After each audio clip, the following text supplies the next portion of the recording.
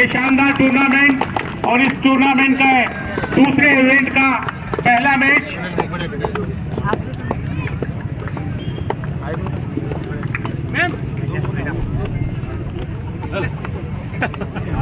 ये सारे हमारे स्पोर्ट्स के ऑफिसर हैं, आदरणीय जगत शर्मा जी, राकेश भूरिया जी, लाल सिंह अजनार जी, आप सभी लोग